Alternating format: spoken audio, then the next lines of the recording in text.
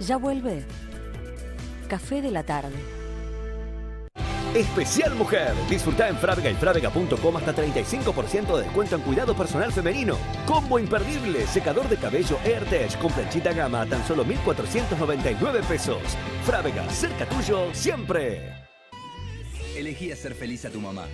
Llegó Plan Canje de Movistar. Trae un celular usado como parte de pago y regálale un nuevo 4G. Seas de Movistar o de la compañía que seas. Aprovecha el plan canje y llévate un Samsung J7 pagando la diferencia en 18 cuotas sin interés. Movistar. Elegí todo. En Compumundo siguen las ofertas de contado, en efectivo, débito o crédito en un pago. Y para que disfrutes lo último en tecnología, te acercamos este increíble notebook HP Intel Core i7 a solo 17.699 pesos. Compumundo. Sabemos de tecnología y queremos compartirlo. Los protagonistas, el color, los personajes y las historias detrás de la política. Viví las elecciones desde el corazón del territorio bonaerense. Con Paz Rodríguez Neil y Gabriel Sued. No te pierdas La Gran Batalla. Este jueves a las 22. En La Nación Más. Un año más llega La Nación Ganadera, el punto de encuentro entre el conocimiento y lo mejor de la ganadería. Exposiciones de Angus, Hereford, Limangus, Limousin y Shorton. Jornadas técnicas, remates en pista y mucho más. Del 20 al 23 de septiembre en la Reserva 7 del INTA Balcarce, en la ruta 226, kilómetro 70. Acompañan el Ministerio de Agroindustria y el municipio de Balcarce. Invita a La Nación. ¿Te perdiste algún programa? Se resuelve muy fácil. Entra a lanacionmas.com.ar o bajate la app y míralo donde quieras, cuando quieras. Sigue Café de la Tarde.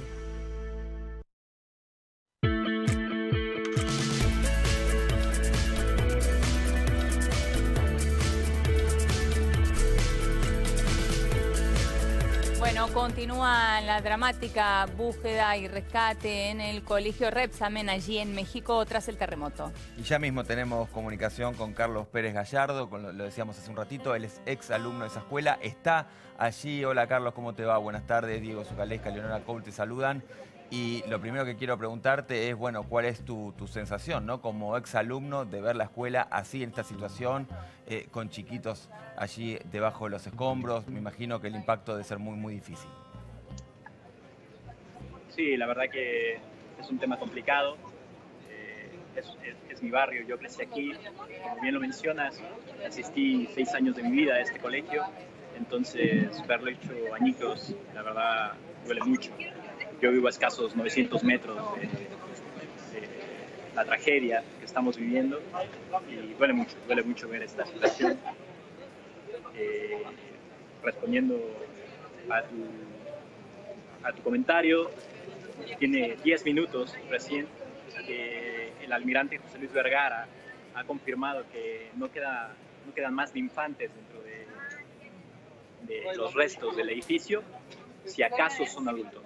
No hay más niños en el complejo.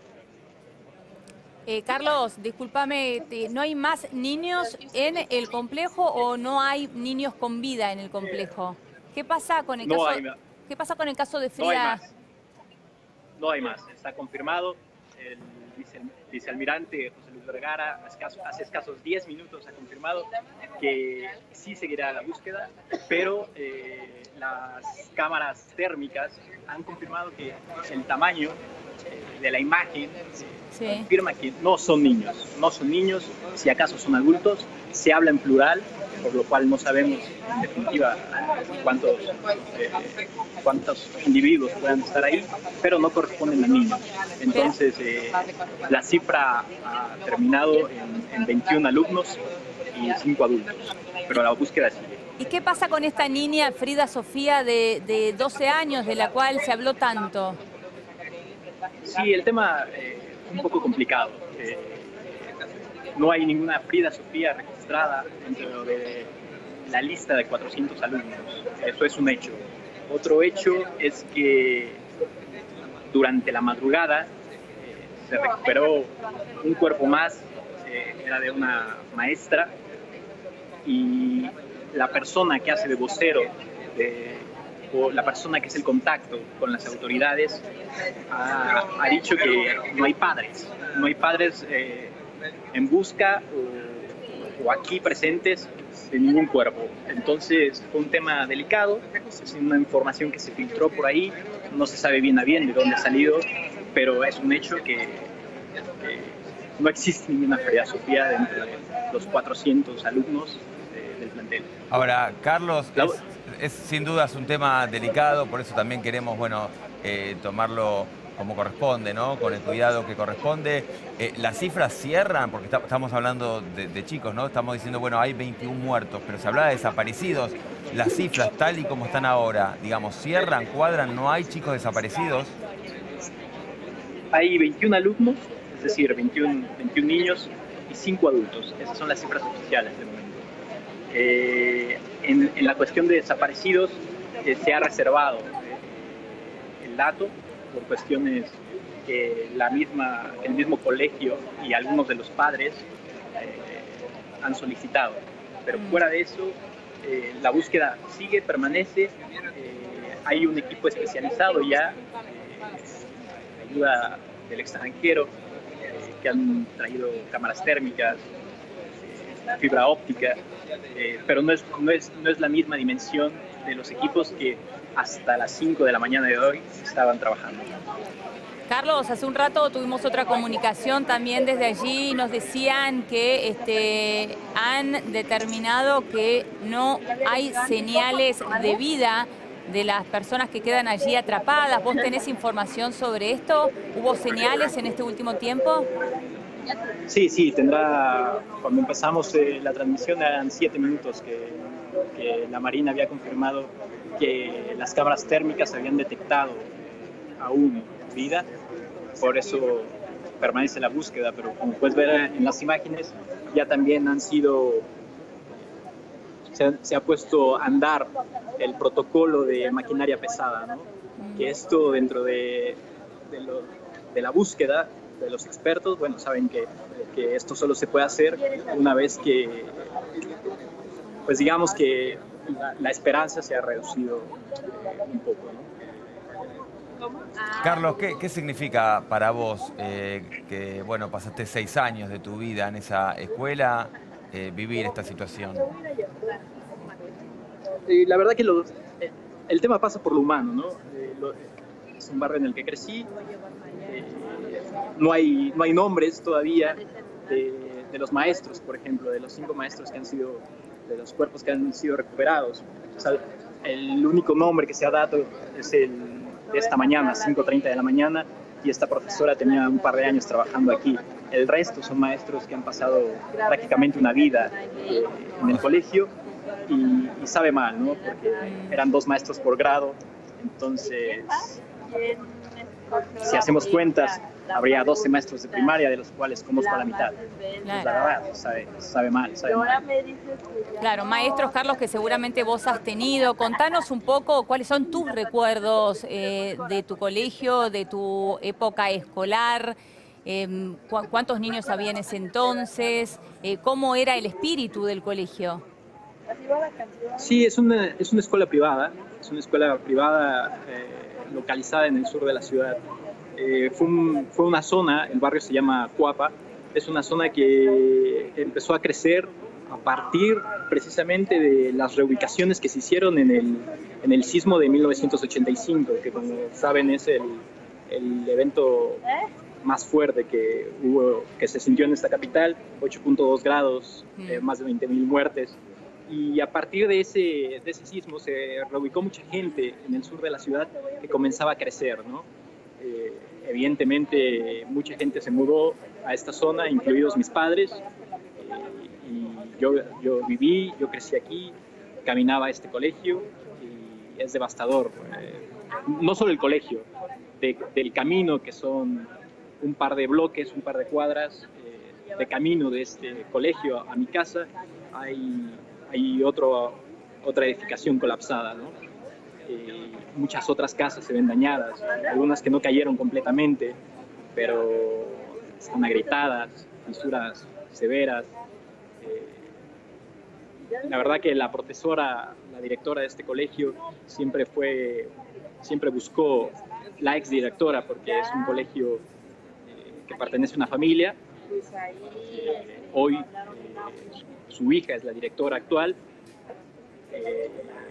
Nos han solicitado que nos reservemos los nombres, pero era una persona que siempre buscó la excelencia de su alumnado y me sabe mal que haya trascendido el nombre del colegio a partir de este lamentable suceso. Carlos, quería preguntarte por la construcción de este colegio, porque efectivamente del 85 para acá seguramente, bueno, México ha sufrido otros sismos y esto no ha ocurrido. La estructura del edificio, ¿se sabe si efectivamente era antisísmica y no resistió o no lo era? Hay tres etapas constructivas en el edificio, porque al igual que todo el barrio y que el sur fue creciendo poco a poco, la primera data de 1982, ¿no?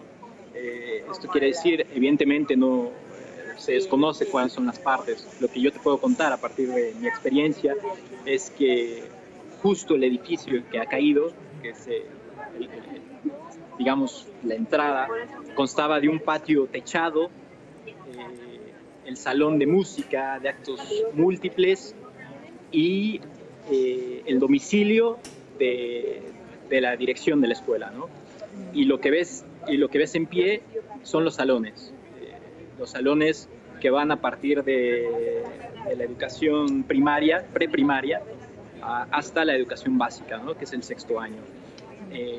A partir de la década de los 90 comenzaron una segunda y una tercera construcción de ampliación. Por lo que tengo entendido, había un taller a un costado que funcionaba como un taller automotriz, ¿no? Y después fue adquirido o era parte de la familia, no lo sé, y ahí se construyó, se extendió el plantel secundario. Y después la última etapa constructiva se compró un terreno que es donde están ubicadas las canchas y un pequeño jardín, ¿no?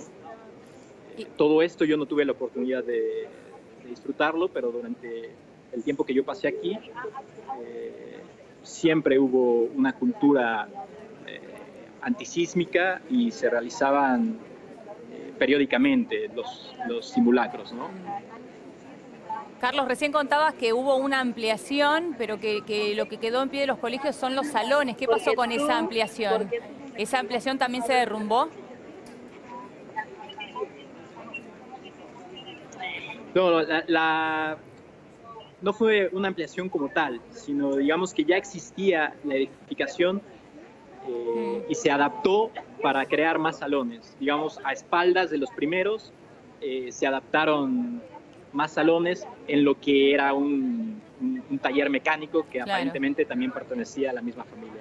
Esa es la última etapa constructiva, ¿no? Que se registra o de la que tenemos información. Carlos, decías recién que efectivamente hay allí una cultura antisísmica, que se hacían, bueno, los simulacros periódicamente, pero tenemos entendido que no sonaron las alarmas. ¿Esta vez puede ser o que sonaron tarde? Sí, existe un sistema, aquí es conocido como alerta sísmica. Es un sistema que está conectado a lo largo de la costa del Pacífico mexicano. Esta costa abarca más o menos de Chiapas, en el sureste, la frontera con Guatemala, hasta Oaxaca y Guerrero, a unos 400 kilómetros al sur de la capital. Esta alerta sísmica tarda entre 30 y 60 segundos, dependiendo en dónde se registre el epicentro de los sismos, y a partir de ahí es el tiempo que tarda en llegar a la Ciudad de México. Esto puede variar. El tema con este sismo es que el epicentro no se registró en esta costa, se registró en el centro del país, a 55 kilómetros al sur de Puebla, que es relativamente en el centro. Digamos que no hay sensores que brinden ayuda o que prevén. Sí sonaron las alertas, pero al mismo tiempo que el movimiento telúrico se estaba llevando a cabo. Carlos, hace un rato nos decías que iban a comenzar a trabajar la maquinaria pesada y que eso era un indicio de que realmente la esperanza se iba perdiendo de a poco, si no la maquinaria pesada no estaría trabajando. ¿Nos podés contar cómo se está trabajando en este momento? Si ya comenzó ese trabajo de maquinaria pesada, ¿qué está sucediendo ahora allí? Sí, por información que pude obtener ayer en otro punto de la ciudad, en la Roma Condesa, un punto más céntrico, nos informaban que la maquinaria pesada, bulldozers, grúas, este tipo, creo que alcanzamos a ver la cabeza de la grúa, sí. Este tipo de maquinaria llega al lugar, digamos como en una segunda etapa, llamémosla así. Y es cuando la remoción de los escombros se puede minimizar las pérdidas humanas o la recuperación de los cuerpos, ¿no? Hay cuestiones hay unas cuestiones de ingeniería, sí. Carezco el vocabulario, pero sí es un hecho de que en estos casos, en estos sucesos, las máquinas pesadas entran una vez que se ha reducido. Se entiende perfecto. Son movimientos más bruscos que hacen estas maquinarias pesadas y es cuando, como vos decís, el riesgo es otro, ¿no? Lamentablemente. Sí, Carlos, cuando te enteraste que efectivamente tu escuela se había derrumbado, ¿qué fue lo primero que pensaste? No, la verdad que fue un momento... Yo jamás me imaginé el impacto que iba a tener este movimiento. Hace 2 semanas tuvimos un sismo bastante fuerte, incluso de magnitud mayor, 8.1, fue en la escala Richter. Este fue de 7.1, es 1 grado y es demasiado. Y en aquel movimiento yo la pasé mal, salimos todos del domicilio, sonó la alarma y demás. Y hubo daños, pero no en esta dimensión, ¿no? La diferencia es el epicentro, ¿no? Este estuvo mucho más cercano y pese a que fue menor en intensidad, pues golpeó bastante. Yo cuando vengo al sur de la ciudad empiezo a ver información, esta beta de periodista que tiene uno, salí al barrio, salí con la cámara, salí con el dron, y cuando vi la devastación en mi círculo inmediato, que era el domicilio en el que en la actualidad habito, que es la Roma Condesa, comencé a pensar en la magnitud que esto podía alcanzar, ¿no? Cuando la información empezó a fluir y veo que el sur está afectado, trato de dirigirme hacia acá. Es un momento de crisis y en el camino empiezas a ver la devastación y la primera reacción que tengo cuando mencionan el barrio de Cuapa es la preocupación por mis padres, ¿no? Y cuando influyen las imágenes y ver las aulas en las que estudié devastadas, pues evidentemente se convierte la preocupación en emotividad, ¿no? Y es devastador. Carlos, mientras escuchamos tu doloroso relato, vemos imágenes de los rescatistas, los veíamos trabajar antes con muchísimo fervor, con muchísima fuerza y rapidez en el intento de encontrar gente con vida y evidentemente, al igual que vos nos contás, la esperanza es cada vez menor, ahora ya se los ve desganados o en realidad desesperanzados, no desganados porque realmente el esfuerzo y las ganas que le ponen son enormes, pero sí se los ve desesperanzados y abatidos de alguna manera, ¿no? Los expertos hablan de 72 horas, ¿no? La capacidad de un cuerpo en situación de crisis. Mientras el tiempo siga pasando, esto va para peor, pero bueno, México es un país tristemente acostumbrado a esto. En 1985 hubo un caso muy famoso en el que después de 5 días se rescataron cuerpos, ¿no? Y detrás de esos cuerpos hubo sobrevivientes. Entonces, la esperanza es lo último que se pierde. Padres, familiares, amigos y demás van a permanecer aquí o en donde sea necesario hasta tener más información de los desaparecidos. Carlos, te mandamos un fuerte abrazo desde acá, te agradecemos muchísimo tu testimonio, sabemos lo difícil que es contar ahora, estar relatando lo que estás viviendo, teniendo en cuenta que esto te toca muy de cerca. Te mandamos un gran abrazo, muchísimas gracias. Muchas gracias, un abrazo. Hasta luego. Fuerte abrazo, hasta luego. Bueno, ahí seguimos viendo imágenes, estas son imágenes anteriores del rescate allí y cómo trabajaban en aquel momento del derrumbe. La verdad es que es realmente dramático el operativo de rescate que se está viviendo en el colegio Repsamen. Recién nos contaba este exalumno, Carlos, que lamentablemente las esperanzas son cada vez menores, que ya empiezan a trabajar la maquinaria pesada y que eso es un indicio, un indicador de que la esperanza, más allá de que él dice, ¿no? que es lo último que se pierde y realmente creemos y confiamos en eso, las horas pasan y es cada vez más difícil. Estas imágenes que estamos compartiendo con ustedes son de Puebla también, de una escuela, por eso, escuchamos obviamente los gritos de los chicos, algunos padres ahí veíamos conteniéndolos, ahí vemos un microescolar, donde también, empiezan a evacuar de a poco a los chicos, máxima atención, no hay tiempo de preguntarse nada, hay que actuar, hay que sacar a los chicos como se pueda de esa difícil situación y ahí vemos cómo se va haciendo, ¿no? De esta manera evacuaban entonces el microescolar en Puebla. También nos quedamos con una información que nos ha dado recién Carlos Pérez Gallardo, es exalumno del Repsamen allí en México, que según lo que han chequeado en el listado de los 400 alumnos no existe ninguna Frida Sofía, esta niña de la cual estuvimos hablando en este último tiempo, de 12 años.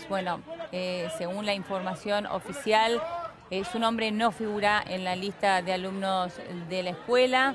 Restará esperar un poco más para ver qué pasó con esta información, de dónde surgió. Lo cierto es que según lo que él informa, los cuerpos atrapados todavía allí en la escuela son de adultos y no de niños. Vamos a seguir actualizando la información, obviamente, minuto a minuto.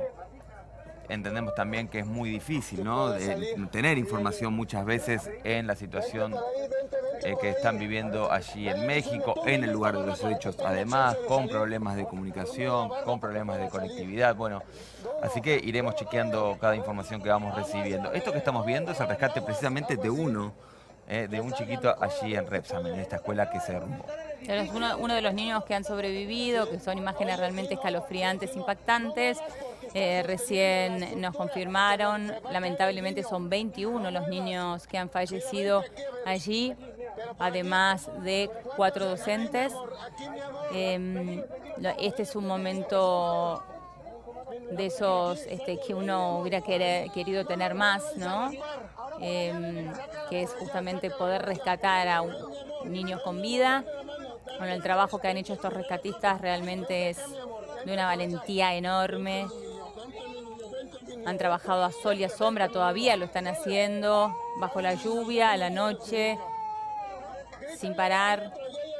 Tremendo, realmente. Siempre contaron también la dificultad después, ¿no?, de reconocer el nombre de los niños que iban rescatando, porque hay niños que salían, por supuesto, muy asustados, llorando, que les costaba mucho poder hablar, comunicarse, el estado de shock que habrían vivido allí, ¿no? Y nos contaba también Cristel, un ratito antes, periodista que también estaba allí en el lugar de los hechos, que cuando estas situaciones pasaban, llamaban rápidamente a maestros, a docentes para que intentaran hablar con ellos, gritarles, porque efectivamente son voces conocidas. Claro, fundamental. Imaginamos el impacto que debe ser esto para un adulto, para un chico, ni hablar, lo que significa en términos de conmoción, para lo cual obviamente tener una voz amigable, una voz conocida es fundamental en ese momento, para lo cual este trabajo mancomunado y solidario de todos aquellos que están viviendo esta dramática situación allí en México.